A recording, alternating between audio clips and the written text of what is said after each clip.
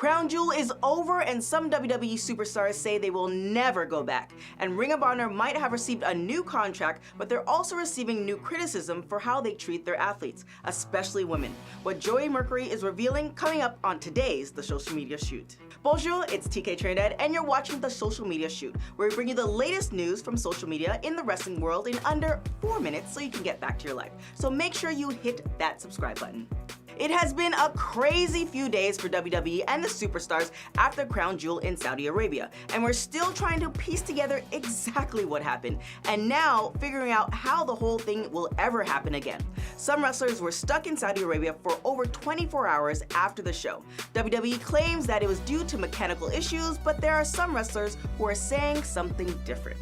During the Crown Jewel pay-per-view, there were rumors that Saudi Arabia Crown Prince Mohammed bin Salim owed money, $60 million to be exact, to WWE for the last show in Saudi Arabia, WWE Super Showdown. There was a 40-minute delay to the live feed of the show, and some speculated Vince McMahon delayed and cut off the feed because of these money issues. And some wrestlers also believe the money issues also delayed their flight. So much so, some wrestlers said publicly that they will never go back again. Superstar Carl Anderson took to Twitter and said, quote, "Couldn't pay me enough to go back." Well, that's not true. I need a second pool. So, and then his wife Tiny chimed in and tweeted, quote, "Second house, not a pool, but don't ever go back again. We don't need our daddy, poppy, mother lover, Abs Anderson, best tag team, etc. being held hostage while we're at home worried to death." Then AJ Styles hopped on his Mixer account and gave his view of what happened in Saudi Arabia.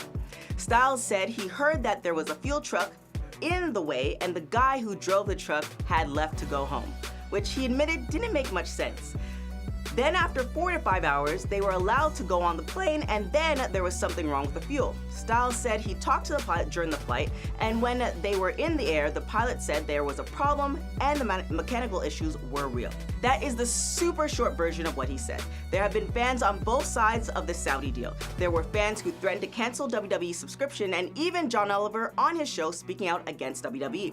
At Mr. Klondike Bill had this to say on Twitter, saying, quote, "Saudis, sorry about that little airport incident, fancy adding a third yearly show? WWE, sure, why not? The moral of the story is wrestling journalism isn't worth shit. Stop giving these people money for stories." And now after all of that, WWE announces that their contract with Saudi General Entertainment Authority has been extended to 2027. What? Comment below if you'll be watching any pay-per-views in Saudi Arabia. From messy news from one wrestling promotion to another, Sinclair Broadcasting Group announced that they will be airing ROH on Friday, November 8th, which is amazing news for ROH. The only problem is the news is fresh off the heels of former Ring of Honor producer Joey Mercury blasting ROH and showing all the receipts for lack of policy over safety and security issues, inadequate medical personnel, and the pay scale of their female wrestlers. Mercury said ROH doesn't implement proper concussion protocol, using Kelly Klein as an example, saying they allowed her to travel to South Africa following a brain injury. Klein then responded to his post in agreement, saying, quote, "I didn't bring issues up publicly before. I was afraid for my job and the jobs of my colleagues. I don't want to take away their place of work. I want to make their place of work better and safer. Maybe someone will finally listen and let me and others help make things better."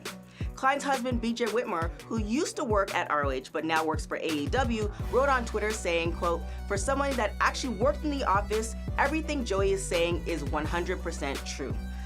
Whew. Wow, there is a lot going on, and hopefully with the new contract with Sinclair Broadcasting, things will improve. Editor-in-chief of Pro Wrestling Sheet had this to say about the whole fiasco on Twitter, saying, quote, "All this ROH stuff being leaked out by Joey Mercury shows, if anything, that some changes need to be made.